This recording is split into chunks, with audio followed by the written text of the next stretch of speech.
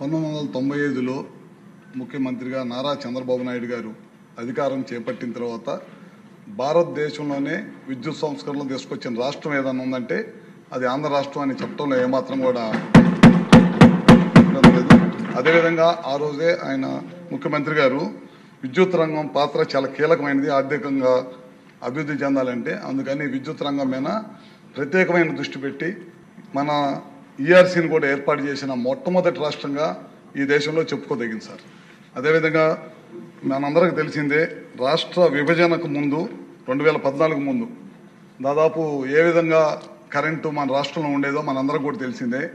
దాదాపు రోజుకి 10 గంటల కరెంటు పోయేది సార్.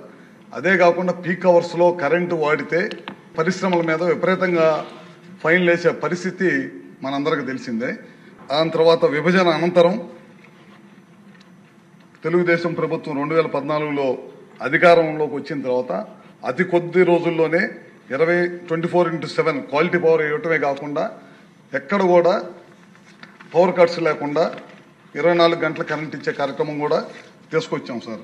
అదే మన ప్రభుత్వం ఒక్కసారి కూడా 2014 నుంచి 5 సంవత్సరాల కాలంలో ₹1 కూడా ఎప్పుడు కూడా కరెంటు బిల్లు పెంచకుండా పరిపాలన చేసిన ప్రభుత్వం ఏదైనా ఉందంటే అది నారా చంద్రబాబు నాయుడు గారు తెలుగుదేశం ప్రభుత్వం అని చెప్పడంలో ఏమాత్రం కూడా సందేహం లేదు.